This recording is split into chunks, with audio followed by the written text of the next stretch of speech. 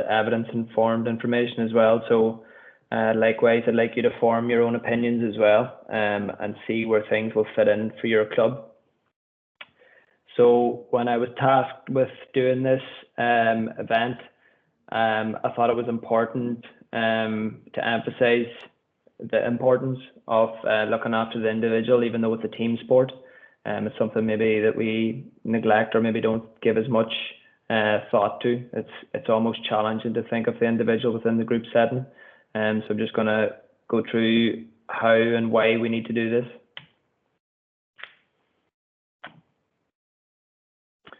So it's important that we look at a holistic viewpoint. So if we break the game down, essentially you can break it down into 4 elements.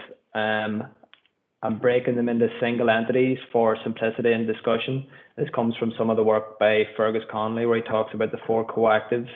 But it's important to be aware that they're all interdependent, not independent from each other. And so physically, it will impact how your technical capacity in the game can be carried out and so forth. And also your mindset, your psychological aspect will impact other elements within the game. And so the 4 elements are the physical, the psychological, the technical, and the tactical. So it's important that we consider all of these elements whenever we're looking at the individual. Sometimes we can get totally focused on the physical aspect and forget about the 3 other elements. And the big rock for me is the psychological, because it dictates literally everything else. So the physical coactive encompasses all aspects of player fitness as it relates to success in the field, having a sustained baseline of strength, power, speed, endurance, mobility. There's many more elements to that as well, to enable the individual to perform well in the game. The psychological coactive encompasses the player's psychological health, specifically as it relates to the spirituality, the sense of belonging to the group, the emotional intelligence, and overall cognitive ability. So this is something that I'll touch on as we go throughout. The technical coactive, which is probably what we're most comfortable with coaching, is the technical capacity, encompasses the player's ability to make a proper decision during the game and execute appropriate movement skills with the right amount of power, precision, and direction to be effective. Sometimes we can focus too much on the technical aspects in terms of the skills of the game, and not understand the context in terms of how emotions, the phase of the game that the skills are being executed in. So the difference between taking a shot on goal in the first 5 minutes of a game as opposed to the last 5 minutes of a game, creating scenarios for the individual athletes that they're able to deal with these situations. Tactical coactive encompasses the player's ability to understand the game plan and the application of the game principles based on the coach's tactical approach to winning the game. So the coach might have a clear understanding of how the team wants to go out and play, but it's important that he challenges the individuals to understand it as well, if not better than the coach himself. So it's important to create an environment that generates discussion and learning. So to start off with, for the individual, we need to do a needs analysis. First of all, a needs analysis for the sport, which is Gaelic football or hurling. So it's important that there's a lot of information out there now at the moment. So if you look on Twitter, there's a lot of really good research broken down in terms of total distance in the game, the high speed meters, accelerations, the decelerations, and all these other outputs that a lot of us are seeing or reading. But how does this apply to our context? A lot of teams or clubs even now are having GPS, but does it inform the process? Sometimes we're collecting data for data's sake rather than it informing the process of improving the athlete. And then looking specifically at the individual, what is their needs, separate from the overall view of the sport. So if we look at the individual, if they're a goalkeeper, their needs are going to be very different than a corner forward or a full forward. And then specifically, if we think about the 4 coactives, what is the technical limitations, the tactical limitations, the physical and the psychological limitations, as well as looking at the strengths of the individual. So we always want to make the strengths stronger and improve the weaknesses. Discussions with the stakeholders, so that is the individual themselves, the coaches, parents, family members, other players. So it's important that we have involvement with everyone that has any impact on the individual. KPIs is your key performance indicators.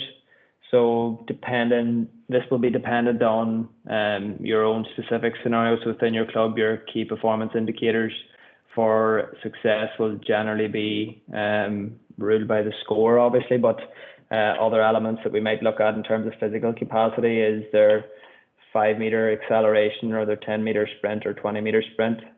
So elements like this. So there's multiple elements, and it's up to you within the context of your club and the individuals that you're working with to determine what are the key performance indicators for your group. And this can sometimes be led by the coaching staff, but it's important that the players are also involved in the decision-making process of this. The other element then is the KLA, which is the key learning indicators, and it's something maybe we don't think about as much. We just think about performance in terms of the physical, but is the individual learning? Are we creating an environment that allows for learning? So generally learning will take place in that sort of threshold between success and failure. So sometimes we rush to give answers and tell the individual what we expect rather than allow them to struggle. Struggle is where most of the success later down the line will come from, through the individual actually learning themselves. Reviews, so the above 2 points will be continually reviewed because it'll evolve over time, and it's a continual evolving process for the individual. And testing then, there's multiple elements, so not just fitness testing. If we look at psychometric testing, which is, it sounds challenging, but there's really basic forms that you can do, the Smalley test online for personality traits, so that you get an understanding of individuals that you're working with and what makes people tick. So planning and programming, this is a lot of sort of technical or sports science type language.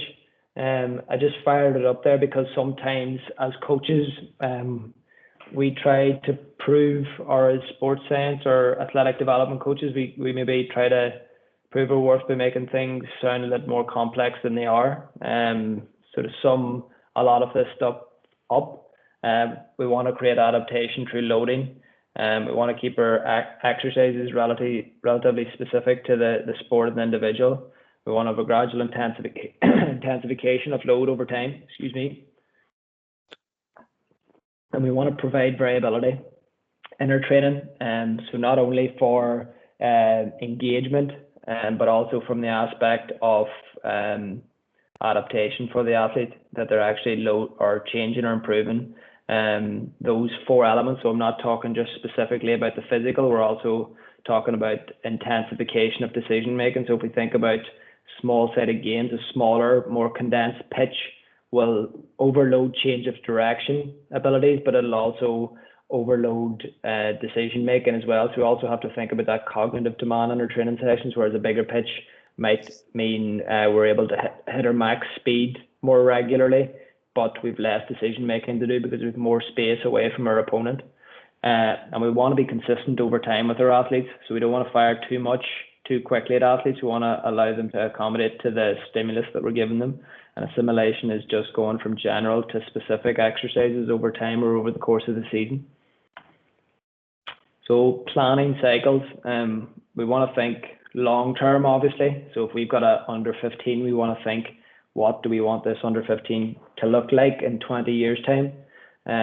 Are we thinking about creating an environment that keeps them involved and engaged in the game? So sometimes we just think about success in the here and now, but ultimately the priority for all club teams is success with the senior team. So we need to plan that long-term cycle, have that longer-term view. So that generally is broken down into yearly sort of cycles.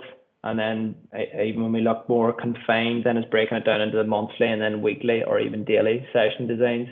So a lot of the time with Gaelic football, whenever we get into in-season and whenever that sort of competitive phase starts, that we're having challenge games, we have to be agile and reactive. If we had a game at the weekend and the output from the players was a lot more than we expected, then we might have to adapt the planning for that week, which might be different than what we had planned prior to going into or prior to the actual game. So it's important that we're aware of that sometimes we have to be reactive and adapt to the plan that we have, but the overall long-term plan shouldn't really change. It's just simple, smaller elements within the course of the week. So it might mean pulling a running block or shortening the session. And this generally comes through knowing your players and knowing the individuals and having conversations with the players. Right. So what is your model for athlete development, or do you even have one in your club?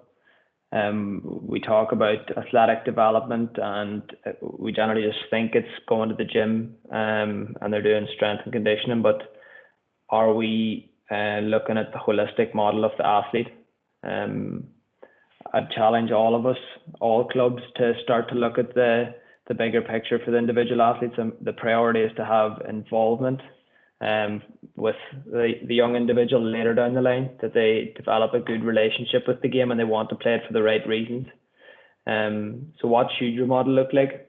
And again, this comes back to my previous point, it's club specific. So depending on the style of play that your club adopts, even the division you play in, or the numbers you have, or the culture of the club, it'll dictate the sort of model that you try to adopt, but the fundamental elements should be the same. And whose job is it to implement?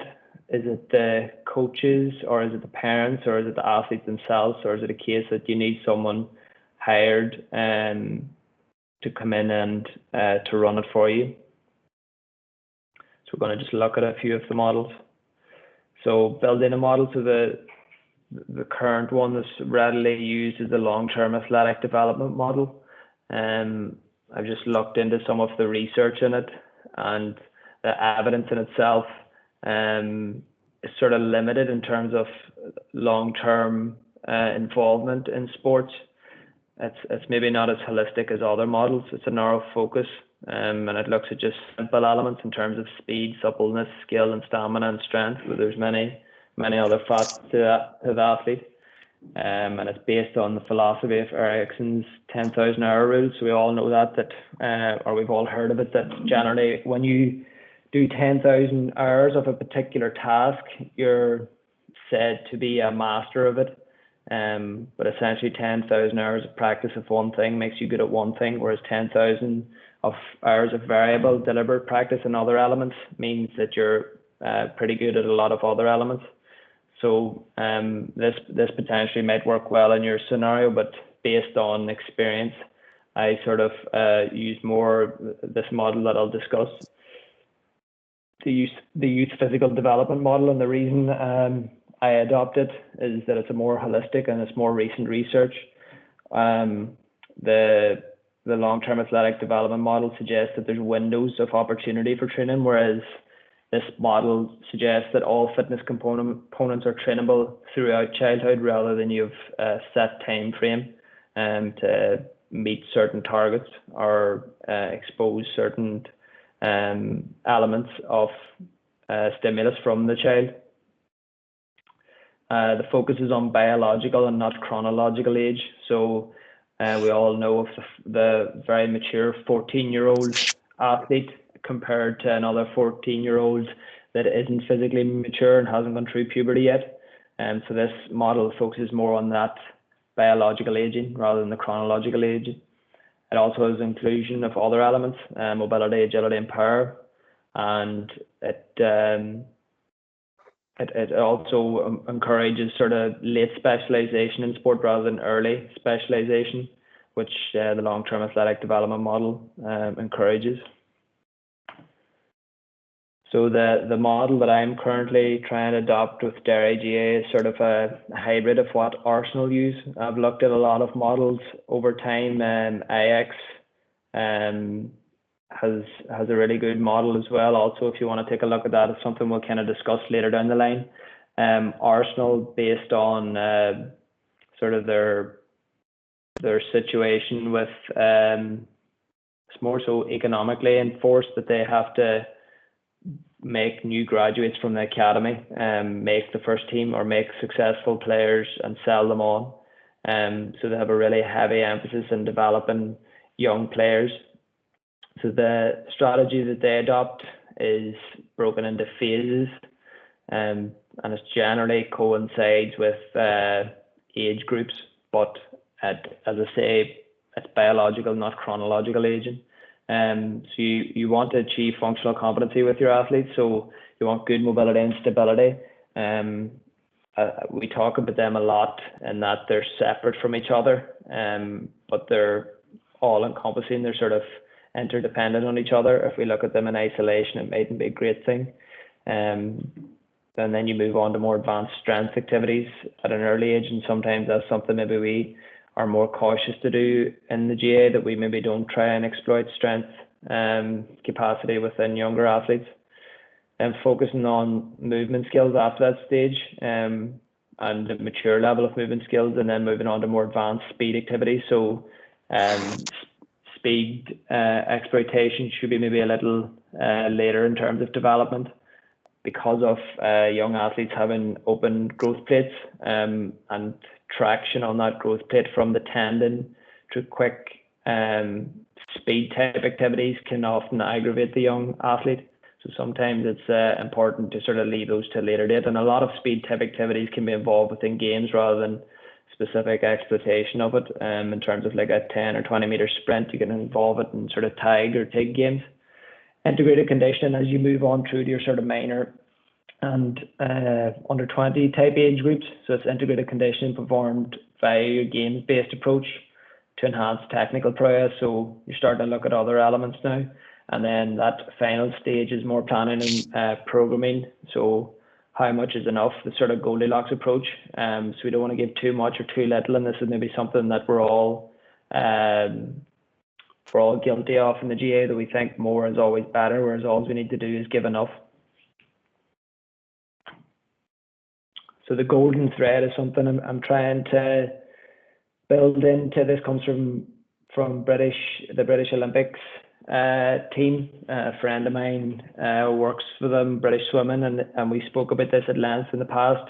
And he talks about the golden thread. I think Man United have a similar philosophy, and they talk about the red thread that runs through the club from the academy right the way through to the first team. And so the golden thread, to my mind, is that there's a picture of how the young development squad athlete will evolve in the process of them moving through a sort of a pathway to the senior team. Likewise, this can be applied in your own club, that you know that there's certain targets and benchmarking and thresholds that you want athletes to reach as they progress through the club. So through this sort of process, all elements of the coactive model are interrelated. We've talked about them already. So that's your physical, psychological, technical, and tactical aspects. And they should, like, the question always is at each stage, like you'll have seen on the previous few slides, is not all elements will get equal attention at each stage. And that is unique to your club, which you feel will be most important. Obviously, the level of maturity will dictate certain elements. So if you're going in with a young group, you can still be targeting psychological elements like dealing with failure, dealing with adversity, which is something that maybe kids don't get a lot of nowadays. So allowing opportunity for kids to fail and making them have a safe environment for failure and a good relationship with it, and encouraging them to learn from failure. So it goes back to what you want a senior player to be. So having a clear vision of what a senior player in your club should look like. What is the style of play? This is maybe slightly difficult in a club scenario because coaches will come and go, but if the ethos of the club is the same, that's maybe something to look at. You want to benchmark at all elements, which we'll talk about later down the line. So benchmarking, specifically looking at, well, what should a 10-year-old be able to do at his age? And that will be specific to sort of biological rather than the chronological again, aging. And who's looking after accountability of this whole process? Is there someone that is given a role? Like we said earlier, is it someone's role specifically within the club hierarchy or system? And who takes the sort of leadership and drives the direction of this over time? So benchmarking, what is the standard for our athletes? Sometimes potentially based on the society we live in now, it's pretty challenging for kids in terms of the environment at the moment, because a lot of their activities outdoor have been taken away from them. But if we look at, I think there was some research in terms of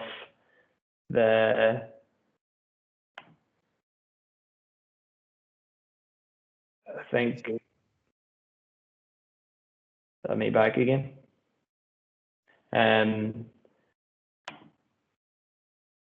So there was some research in terms of comparing the army recruits at pre-World War II and I think maybe 10 years ago, the early cadets, and they've had to modify the physical capacity test in it because people aren't physically able to do that. And I think that can kind of be said, I know it's a very sweeping generic statement, but I think we need to challenge our young kids to be a lot more physically active and trying to push the threshold of what their capacity is for what they can do.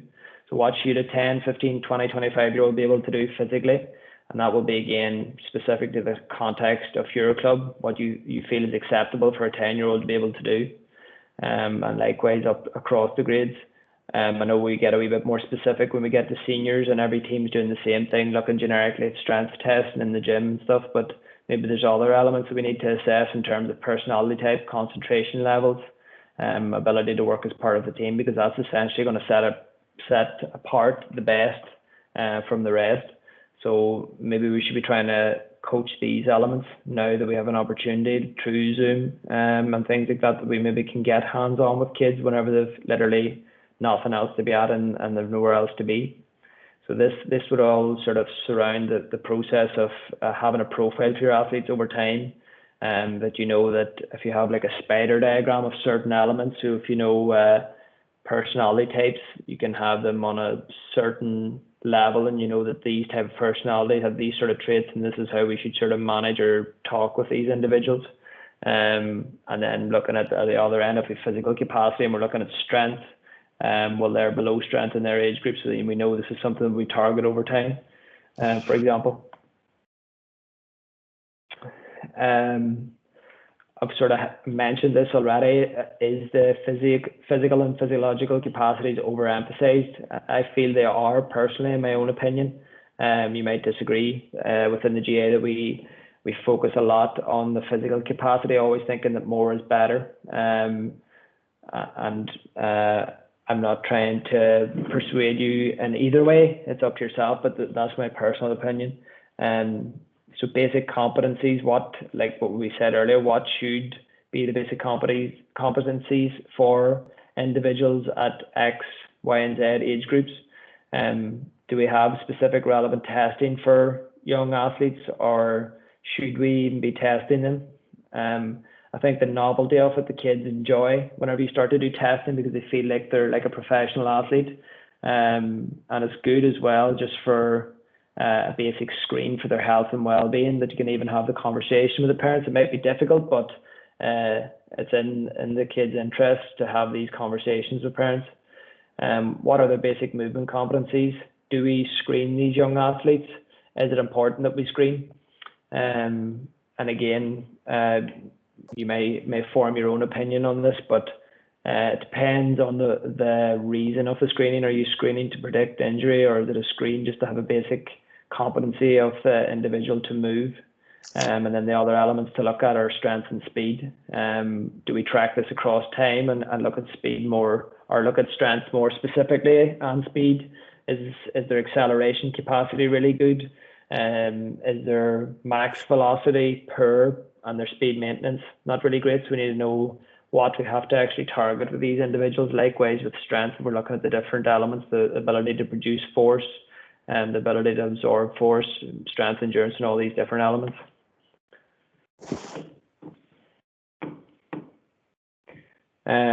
So we mentioned already the key performance indicators and how they will be shaped by your own club's environment.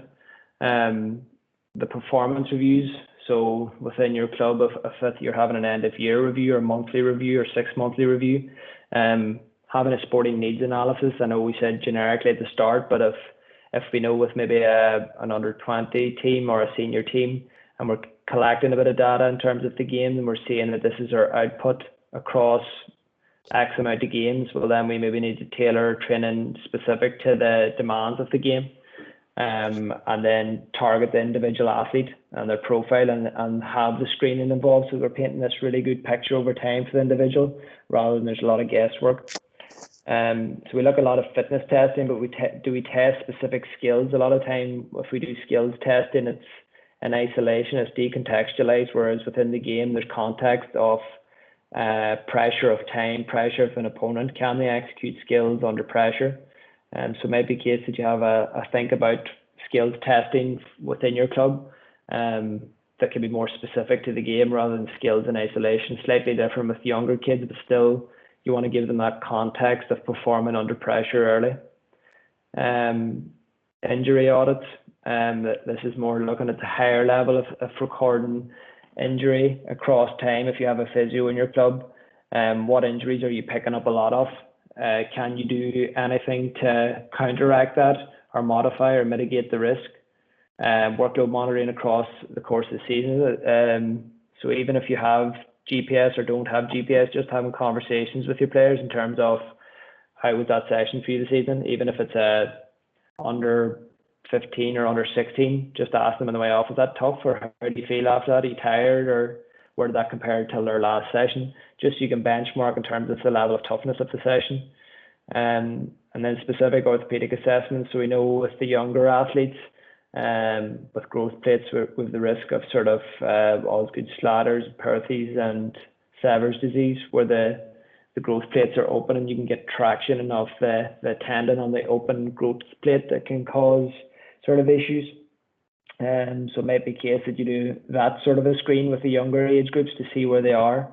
And it might be a case that you sort of modify training over time based on what stage of their growth that they're in, and something that we'll sort of discuss further again. This is a sort of mantra that I've used for some time, and you want to engage your athletes. You want to create excitement. You want them to actually love the game, love coming to training.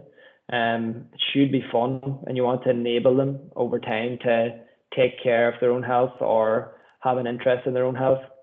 So this generally comes down to education. So education individuals in terms of how to look after themselves for rest, recovery, regeneration. So this is important for a relationship with exercise or physical activity throughout their life, irrespective if they continue to play for your club.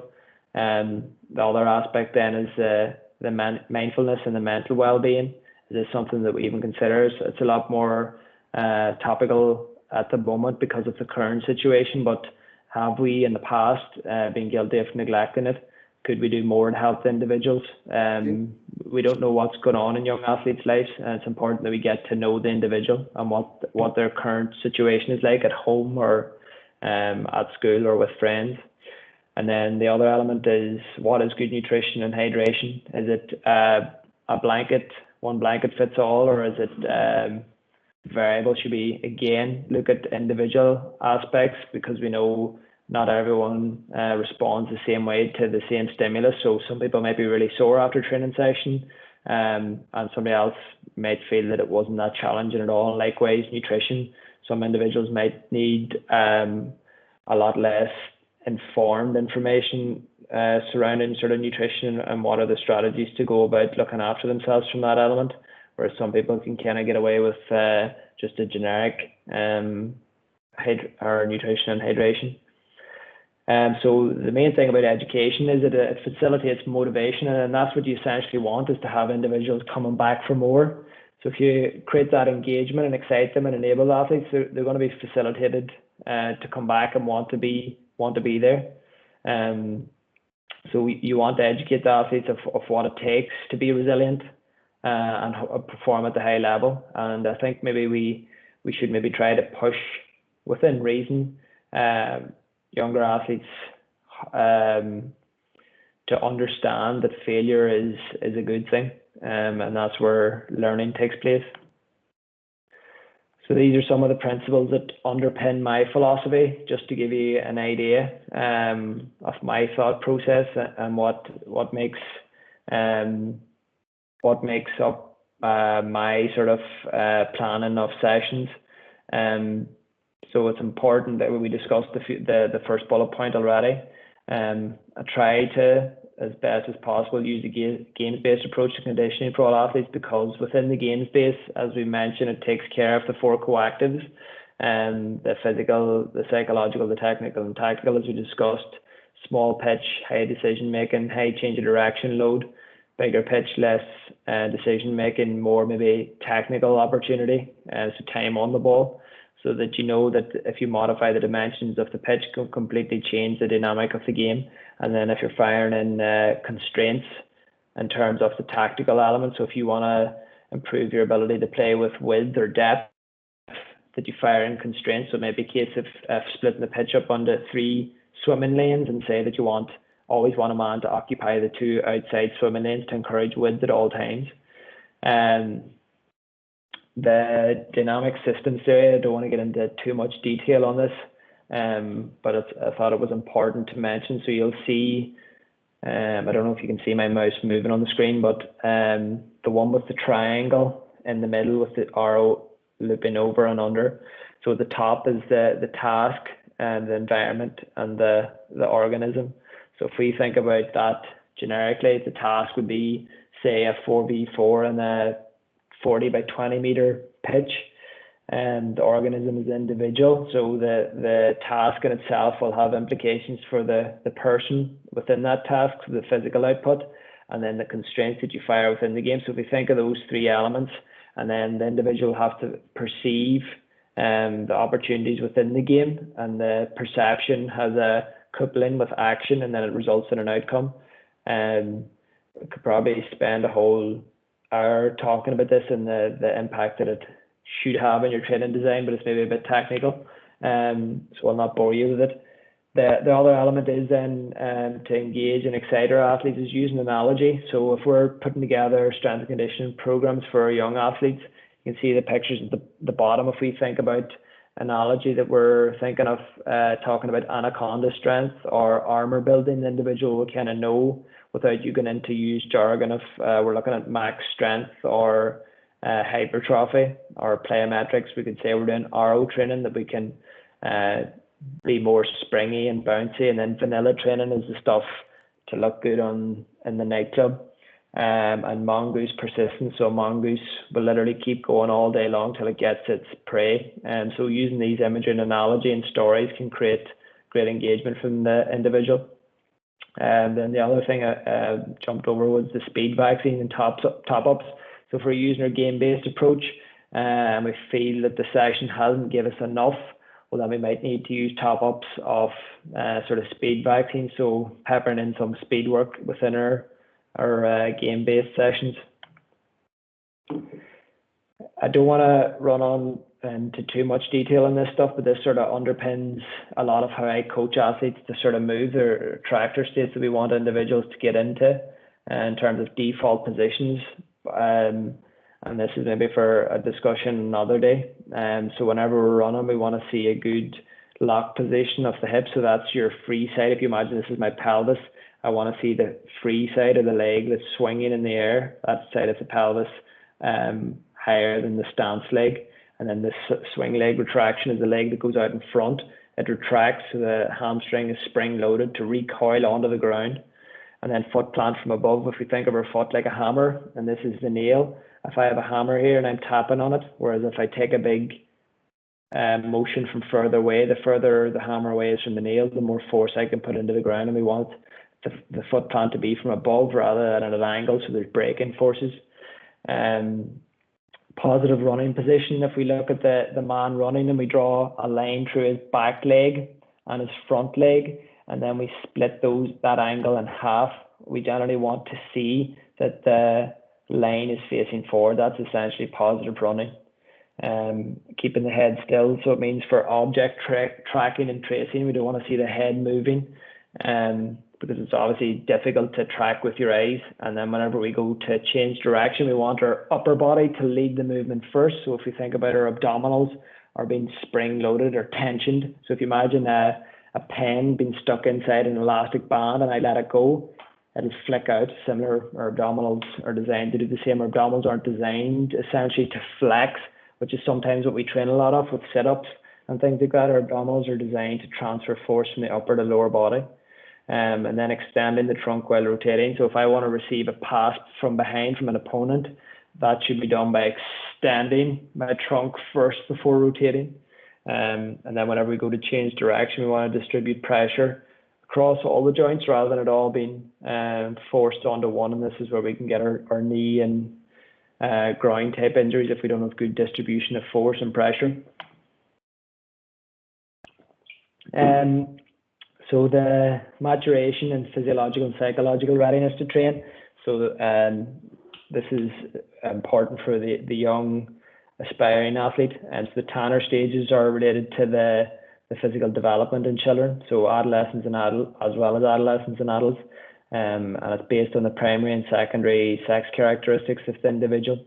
PHV is the peak height velocity, so it's the fastest period of growth, and the PWV is the peak weight velocity, so it's generally after around 12 to 14 months after the peak height velocity. So it's important to be aware of this and we're patient, because generally around these times, this is when athletes get really clumsy and look like they've never seen a football before, and we maybe hammer them more and force them out to do more skills work as maybe thinking we're loving parents and that we're really pushing and want them to be good. But we have to be patient, because sometimes the coordination of what the individual wants to do, the child wants to do, is different than what the body allows them, and we need to be understanding about this. And if a child's showing up to training and we're saying, oh, you're still sore, it's important that we're aware that sometimes maybe the kid is genuinely sore and just needs time off, and it might be better for his long-term development. So always think about the long-term rather than the here and now. And so it might be a case that in those age groups, you're under 12s to under 14s, measuring height and weight. It mightn't create a good relationship with weight management, because it might make certain people very conscious. So just be careful around the weight measurement, but the height shouldn't really be an issue. But you can find it in some way that there's a supervised sort of weight measurement that nobody's really aware of what the other individual's weight is. And then screening and fitness testing. So the screening will flag up any of those elements in terms of Jimmy's starting to have an issue with his heel and it looks like it's his growth plate. We might need to tell him to stay away for a few weeks, and being brave enough to do that. And the program will ensure the condition is always planned according to the unique demands of the individual, irrespective of the chronological age, taking into consideration all performance metrics and screening information. So it's important that if you're going to do these elements in terms of measuring the height and weight and screening the athletes, that you actually use it to inform your decision making rather than you're doing it for the sake of doing it. The development program itself. So if we think about those four elements that we discussed earlier, just to break it down and maybe make it a bit more simplistic. If we think about the first phase is how well they move and not how much. So don't be thinking about how heavy they can lift, it's about how well they move. And so you want to be laying the foundation for the individual's development. The next phase, if we combine the two of them, is how well and how much. So now we're looking to see the individual moving some weight, but we want to see how well they can do it. So that's developing the foundation, so moving on from laying the foundations. And that's sort of maybe more focus on that developing the athletic competencies or capacities of the athlete. And then the final phase is how well, how much, how fast. We start to add in that element of speed. So it's further development and looking at performance. So this is just a wee bit more detail on those aspects that we're chatting about. So it might be a case of just whenever I shoot the slides on, because it's a bit wordy, but essentially, as we said earlier, the first stage is about mobility and stability and starting to expose some strength elements. And then the second phase is a bit more exposure to strength and specific speed qualities, whereas the last phase is a wee bit more about exploitation and pushing the ceiling. And this can be quite useful. It's a simple sort of schematic of progressive exercises to work through with your athletes.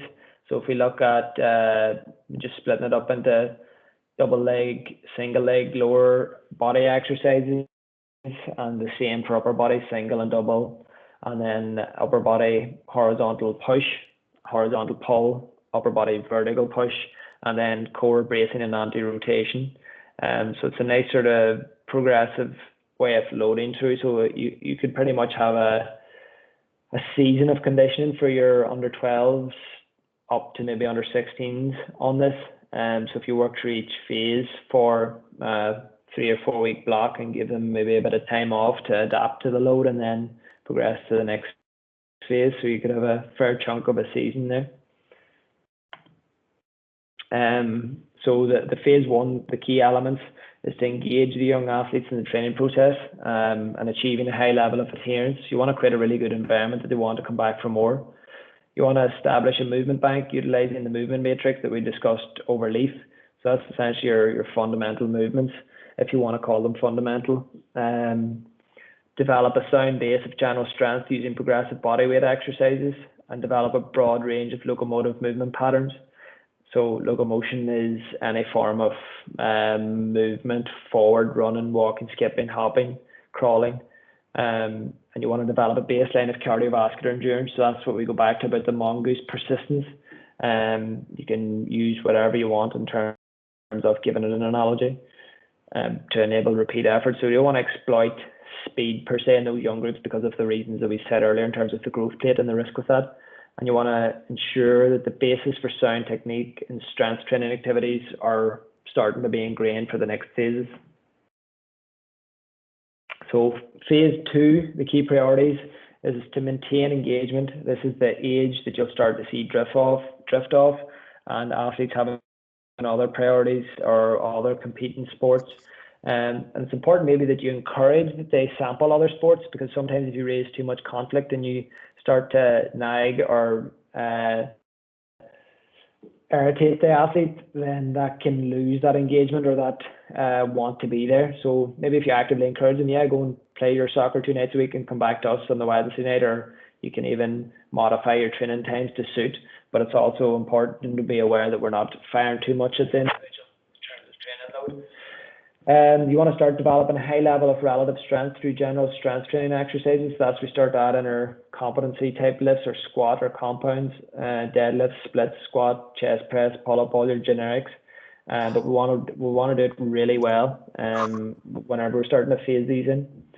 You want to develop excellent technique and linear speed and multi-directional speed and agility movement, and begin to challenge in more open reactive environments. So it's something that probably in GA we're guilty of not coaching enough. If we think about American track and field, kids are taught at an early age how to run properly, whereas we don't maybe focus enough at teaching or educating kids how to run. And maybe that's maybe the nature of the sport, and that we're amateurs and we haven't been exposed to that. So maybe something that the IGA looks into in terms of educating club coaches in terms of how to teach speed, although they're not track and field athletes per se, but we still want to emphasize certain elements of running. I know that the nature of running within the game is multi-directional, a lot of change of direction, but we want to coach that to transitional skills, that you move between straight line running to maybe lateral to rotation to a quick stop. And again, we want to develop a high level of cardiovascular fitness and maintain our flexibility and mobility for obvious reasons. And then phase three, it's enabled further engagement in the training process. So now is where you start to develop that athlete ownership, that they start to ask questions about the training process. You want to stimulate curiosity. You're not always spoon feeding them. You want the athletes to be coming to you to ask, what can I do to get better at this? And that's when you know you've got a good environment. You want to develop capacity to produce forceful movements. So that's potentially your cleans, your Olympic lift type exercise, or your jump squats, or whatever. You've sort of coached your athletes in terms of their competency with those types of lifts. Introduction of more ballistic type movements, so your plyometric type elements, and more of a focus on speed and agility training with an increase in complexity and intensity. So rather than generic straight line running, you maybe have a partner that you have to try and catch, or various sort of TIG and tag games, and again continue to work on flexibility and mobility. So then looking a little bit more specifically at the gym work, exercise selection is important. A lot of GA athletes, because of the nature of the game, it forces the pelvis to be in an anterior position, which is a default of the game because of the nature, as I've said, but this can conflict with movement patterns in the gym. So if we're loading up on big heavy back squats, and that might be counterproductive to what we're trying to improve. So it might become an exercise based on strength of the back muscles rather than we're actually loading the legs because of the nature of how we move. So exercise selection is important. You want to pick exercise in the gym to complement the game. You want to have some sort of transfer. The frequency of training in the gym, as I said earlier, we're very guilty of overtraining and under recovering in the GAA. So it's important that we develop that understanding and awareness. If you give a stimulus to the body, you need to give time for the body to recover from that stimulus. Intensity. So across the season, we want to get an intensification of our training. So within the gym, a really basic, depiction of intensity is maybe how heavy the weight is. You might do a 3x3 lifting scheme compared to a 3x10. So the 3x3 might be more intense because you're lifting a lot heavier weight. And then volume, if we think about volume across the course of the week, and then volume of weight lifted in the gym. And then force and velocity. So if we think about those elements when we're training athletes, rather than just getting strong, the main thing we want to improve is how we produce force. And the velocity, so how quick we're actually moving. And it's important that the rest intervals are adhered to because of, again, the culture of more, and rest is not a good thing. Rest is where the change happens in the adaptation of the body. So rest is nearly the key to everything that we do. So this is a bit more about stuff that I've harped on about in terms of the growth plate. You can have a read about this in your own time. And it just talks about some of the stuff I've discussed and some of the research backing up some of the things that I've said. So planning the specific session. So you want to, as I've said, and we keep going back to it, we want to incorporate challenge in all of the four coactives, the physical, psychological, technical, and tactical. But you want to vary the level of the stimulus over time. So if you're in your pre-season phase, the physical is going to be very important. The psychological will also be challenged because the session in itself is going to be challenging, and that you're asking yourself, what the hell am I doing here? So there's also that element. And then as we get closer to the season, and the technical and tactical are obviously going to be more important. And obviously those, as I've said, there's going to be dependent on the stage of the season and the coaching style. So always plan beyond the session. So if you're doing X on Monday, then you know, well, Y is happening on Friday. So say if Monday night session is a focus on changes of direction, overload, and cognitive load, we know then Friday's going to be focusing on max velocity or targeting max velocity and bigger size gains to allow that exposure. And essentially what you want to do is reverse engineer the game. So if you think of this as the game on the Sunday, well, Friday we need to do this and to allow us to do that on the Sunday. So we need to taper the load across the week. And Juventus done a bit of research into splitting up the training cycle over the week rather than I think we maybe train. Some clubs could train for maybe an hour and a half at a time. If we think about breaking up the game into, depending on how many sessions, but for simplicity's sake, if we had 4 sessions across the week, we want to have a quarter of the stimulus of the game in each session, rather than what we generally do is just fire everything into one session and just go at it. So it's important that we're a bit more strategic and we reverse engineer the elements of the game. So if we know on a Monday night it's going to be our max velocity efforts, maybe not Monday because it's game day +1 or whatever, but if it was Tuesday night and we want to target a wee bit of that, well then we know our max velocity stimulus is going to come Monday. Tuesday's going to be more of an endurance based or whatever, so on and so forth. So you want to review your prior performance. A lot of the time we review performances when we're beat, but it's important that we give equal level of detail to the games that we win and continue to do the things well in those games that we won. So performance, so we look at the elements of the physical, psychological, technical, and tactical. We review the game, see which element contributed most to the outcome of the game, and then we go after those elements as required. So then looking at the components of the session, if we look at the warm-up or movement prep, as I like to call it, and then if we have a games-based philosophy, and then top-ups as needed, and then if you have a cool-down, or I like to call it a review or debrief of the session, so it's time just to talk and go for a jog or whatever you want to do. It's more so just allow an opportunity to talk to the players. So the warm-up, Ian Jeffries has done a lot of good work around the warm-up. So the ramp protocol, so you want to raise, it's really basic, we all know this, we want to raise the heart rate with some form of activity. That could be literally anything, whatever you want. A lot of things raise the heart rate. And then you want to activate muscle groups. So not that they're inactive, but we just want to wake things up and make them aware that we need you now to do a bit more work. So that can be some of your banded work or wrestling or whatever. You want to mobilize, so that's more like your dynamic mobilization exercise, and you want to potentiate, so that's really fire things up with like a neural stimulus type exercise. That might be some tuck jumps or pogos or whatever. My warm-up, I like to keep a lot of variability for athlete engagement. Other than on game days, I'll never do the same warm-up. Every session will be different. This is challenging for me, so it ensures my engagement in the session, but it also keeps my players engaged, because if we go through the same thing all the time, there'll be certain elements that will always be there. But if I go through the same repetitive cycle, I have found that I can lose player engagement, and they start chatting about, there's nothing wrong with them having conversations, but there's time and place whenever the session starts. That's the team's time.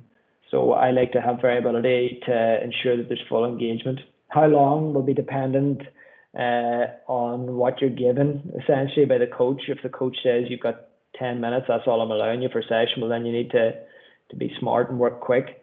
There's no right or wrong that you need to warm up for 45 minutes or 15 minutes, but you want to protect that time that you're maybe peppering in certain elements, like your speed elements or whatever else that you feel is needed.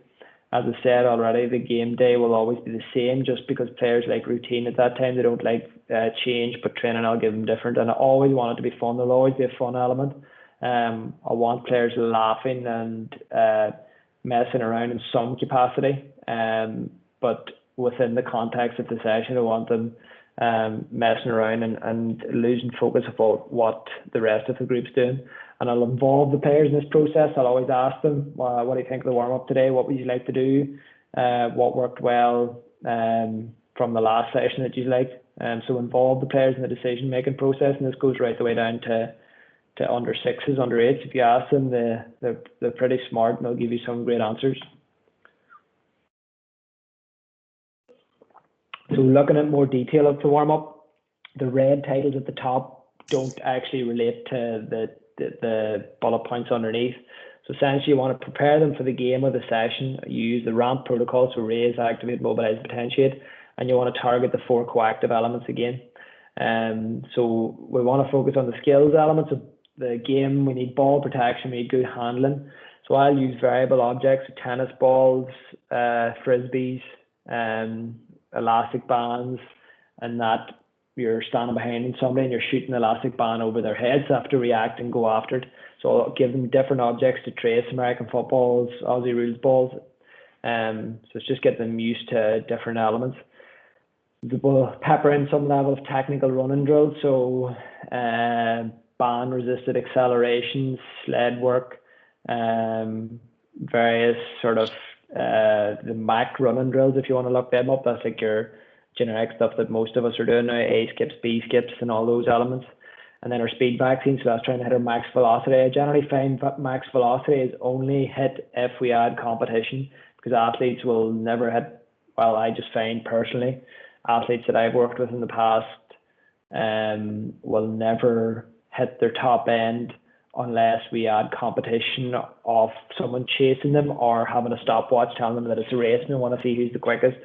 And then we want to consider the multi-directional components of it. So we want to target that. So curvy linear running, snaking running, things like that. And then our transitional skills. So that's like our open steps or crossover steps and our change of direction.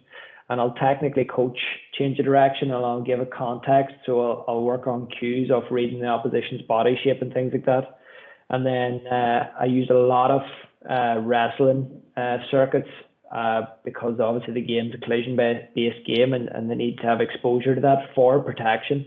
So this is, it's like if you imagine if you rub your hand on a really abrasive surface really quickly, it's going to hurt, but if you do it slowly over time, you build tolerance to it. So similar with the collisions, I like to build tolerance over time.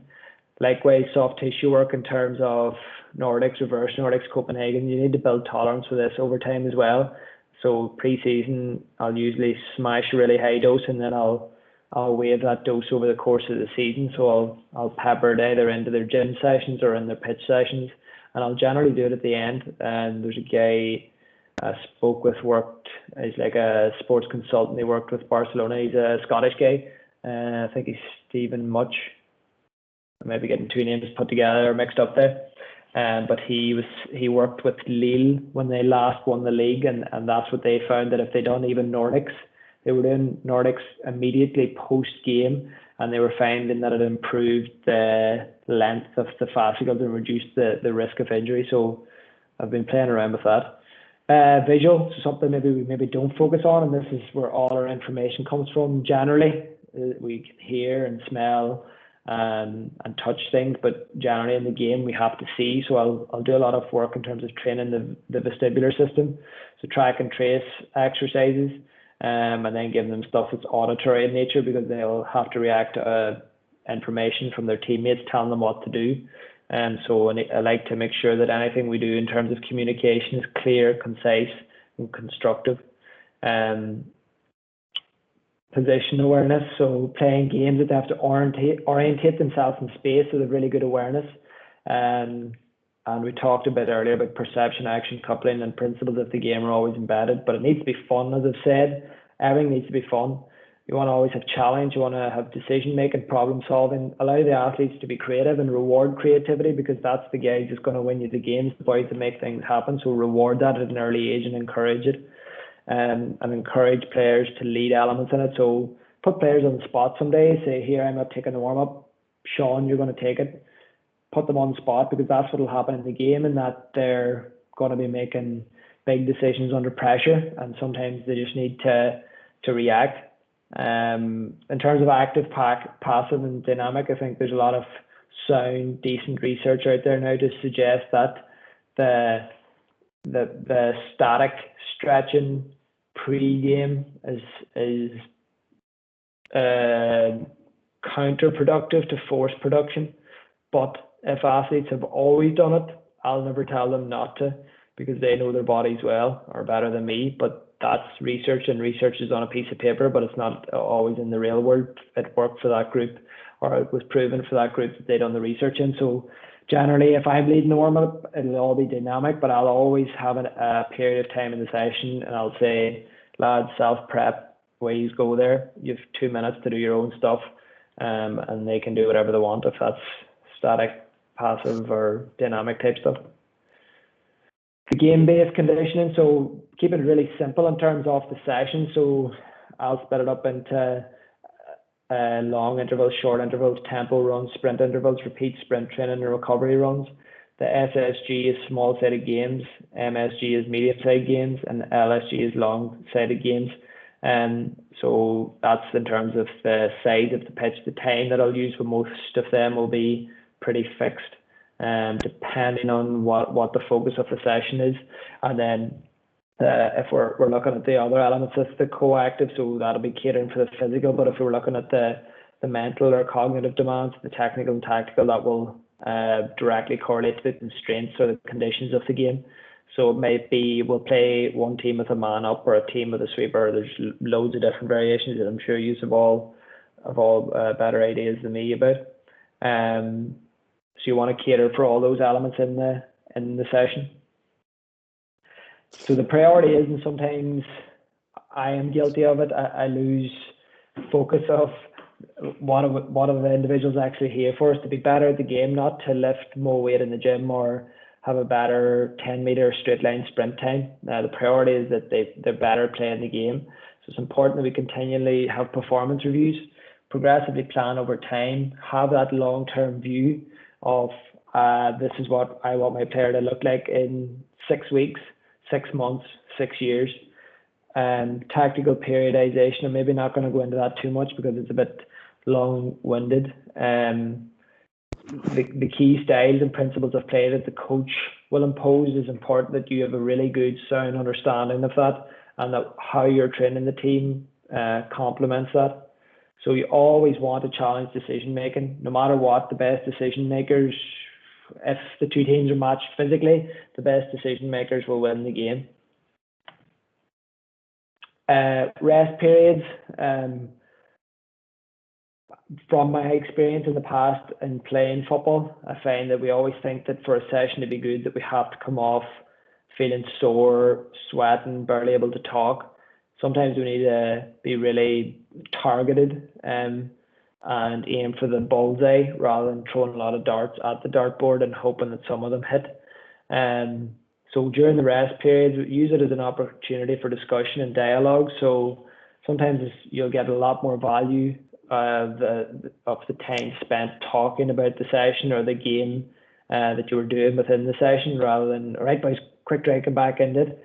Allow opportunity for discussion.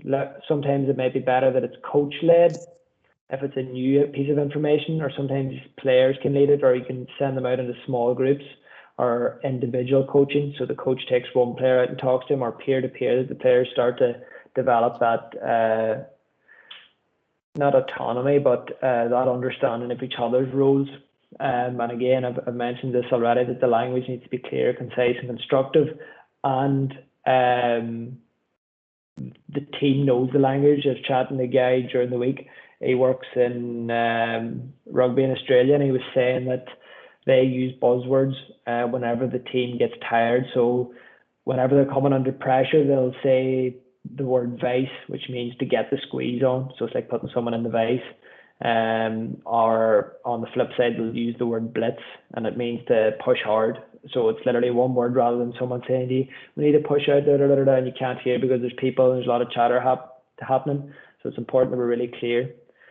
And again, coming back to encourage problem solving, decision making, reward creativity. And there, as I said, there might be more benefit of discussion rather than extra conditioning. Some of that's cut off, but essentially it's about recovery. We don't want to over recover or under recover. There's the right amount. Likewise, it's the training stimulus. Sometimes I think we spend a lot of time in the moderately or severely under recovered period, and we just keep hammering loaded at players.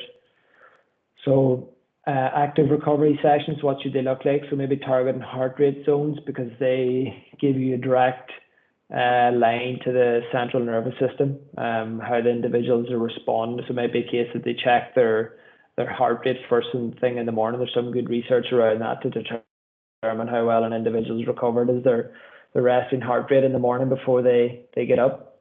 Contrast by bathing in ice baths, not so much for recovery, but more so like if you imagine turning off and on the TV. There's some researchers using it as like a shock to the system to reset it. So if you think about your two states of your nervous system, your parasympathetic and your sympathetic, one is your fight and the other is your flight. You want to think about after the game, their fight response is really heightened, and a shock response of jumping into a plunge pool goes to the next level, and then the body just kind of knows that the only other option after that is to relax. So the likes of contrast bathing, hot cold can do that pretty well. But the big rocks, aside from all the stuff that's sort of fancy, is it'll always come down to the quality of your sleep, quality of your nutrition, and your hydration. So they're the big rocks. Breathing, there's a lot of sort of it sounds like new research, but yeah, obviously breathing is massively important, because without it we wouldn't be here. But the importance of breathing for resetting the nervous system is vital. So if you think about mindfulness as well, so I use a strategy of 4-7-8 breathing strategy. So a 4-second inhale, a 7-second at the bottom of the inhale, and then an 8-second slow exhale. There's some research around that improving your ability to recover. So nutrition and hydration, there's just some information there, but it hasn't come up in terms of your phases of nutrition and hydration. So targeted, phase 1 would be immediately post-game. Phase 2 would be a better, more substantial meal later down the line, and phase 3, depending on the time of the game, a further meal, and then before bed, your milk or casein, protein or whatever. There it is there. So you can have a look at that in more detail. So mindfulness and mental well-being, as I said earlier at the very start, I think this is a huge area that we need to tap into to really find out what makes our athletes tick. These are soft skills. They might be called soft skills, but they might make hard men, and so developing the ability to deal with resiliency and failure. So daily breathing and meditation. It might sound very fairy in the GA world at the moment, but that's where things are going to go, and that's where there's going to be money to be made with our athletes. So affirmation. Some of the athletes I'm currently working with, I have them working on positive affirmations, self-made, and stuff that I've used in the past with them. And then the other thing is discussing this with the team. I was listening to a podcast earlier, and it was a guy working with Copenhagen, is an Irish lad, and he was chatting about he was trying to implement this, but based on the cultural class in Denmark, if one person doesn't like something, then nobody does it. And he was saying that he couldn't understand this because he was coming from working in England, whereas if you didn't do something, you got a fine, or you had to meet the manager or whatever.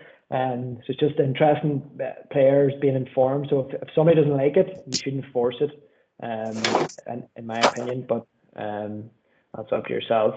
Referral pathways. So it's important that you have a referral pathway for people with flagging mental health issues. We all have some sort of mental health issues. It's like any part of our health. We will all have some level of health issues at some stage, and we all have our mental health to look after. So it's important that when things are flagging with individuals, that they're getting out of their control and they need specific help. And then having a culture of acceptance within the group of helping, and these people can speak out rather than it's a taboo subject.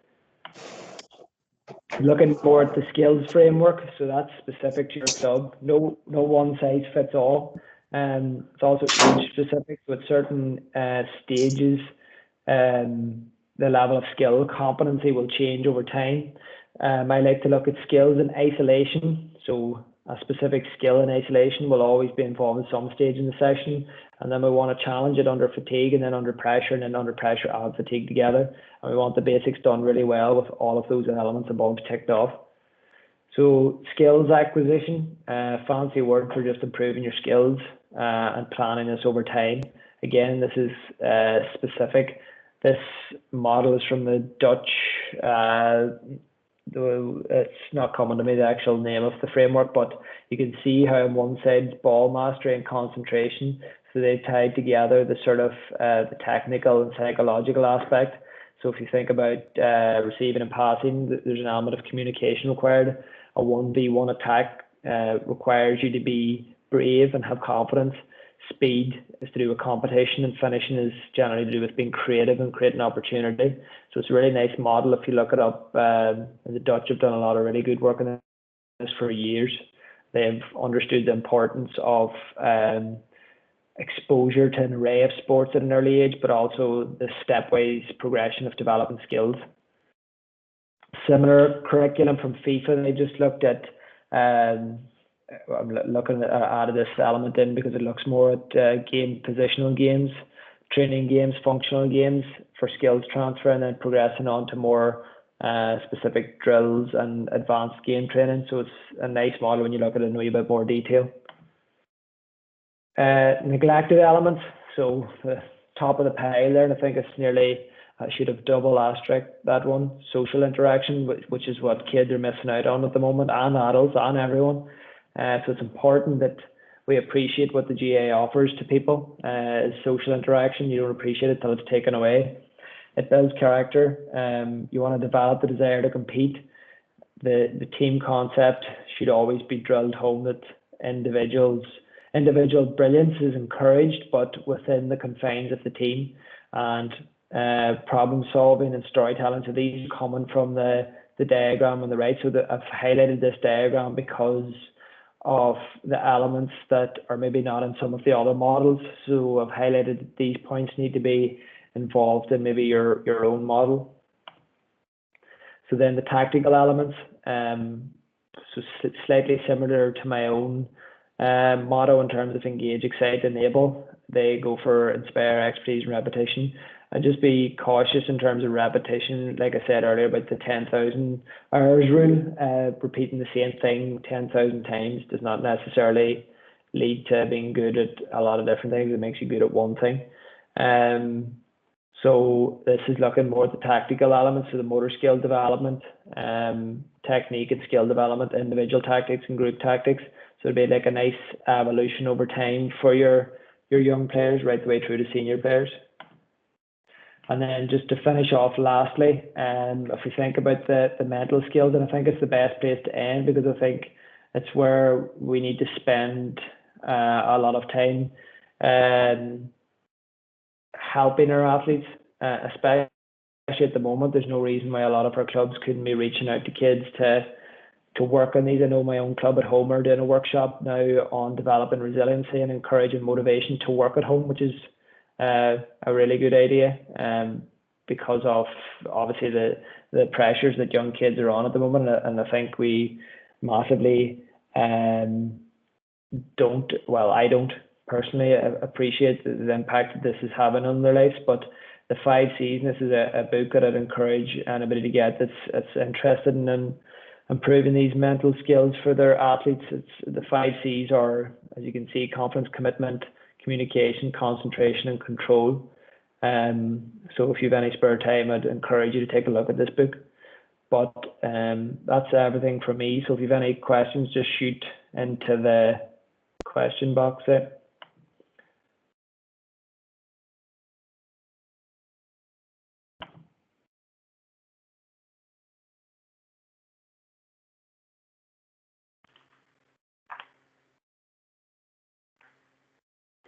Has anybody got any questions for Peter before we wrap this up?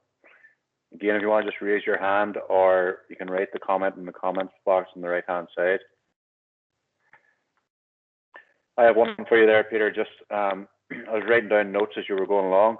Look, first of all, thanks a million for the presentation. There's a lot of information in that, and obviously you put in a lot of work into that. The presentation will be available at 2 clubs following this workshop, so we have a recording, and we'll also send through the slides, just so that people can digest it and have a wee look through it and see what they think. There will be elements that mightn't be suitable for your club. There'll be other things that are jumping out at you, thinking, you know, that's definitely something that I can implement. At the side, I was putting down just some of the sort of key things that were jumping out at me. You know, something as simple as the ramp method for the warm-up. That's something that could be easily implemented into your warm-ups, about, you know, the active recovery, the big rocks, and something simple like, and this came through really vivid in your presentation the whole way through, was just having conversation with players, and leaving a bit of time in your session to have a conversation, see how they're feeling, see how they're going. You know, are they engaged? Are they enthused by it? I think if we spend a wee bit more time having conversation with players, it will help everybody. Just the question that I had for you, Peter, was, you know, what are the type of benchmarks that clubs should be aiming to record for their players around the physical side of things? I had made a few points, I didn't get on it, but for youth physical fitness, the big rock is BMI. You'll tell a lot from your body mass index for young kids. And then looking more specifically, as I said, we don't want to exploit speed, so we'd look at endurance. So we don't treat kids like young adults, so we don't have them doing a bronco test or a full-on bleep test, a simple 800-meter time test. Another one that I'd use is like a flexed arm hang. So rather than trying to get a young kid to do pull-ups, because very few of them can do, I'd get them to do a flexed arm hang and a standardized grip that we know whenever we retest, it's always the same, and we just time that, and that'll be like our basic upper body strength test. And then a push-up from a chair. A lot of kids can't even do, I can't do them properly. Adults probably can't even do them properly either. It is probably a challenging exercise, is push-ups from the ground. So I'll get them to do push-up from a chair and use the same chair over time, and just standardize the distance that their feet is from the chair based on leg length. Maybe a wee bit of work, but it gives you something really simple, an endurance test, an upper body strength test. And then I wouldn't even worry too much about testing lower body strength in terms of squatting or anything like that at that age, because you run the risk with growth plates and things like that you can stir the pot.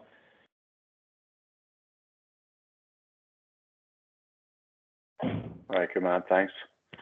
Has anybody got any other questions there for Peter before we let him off the hook?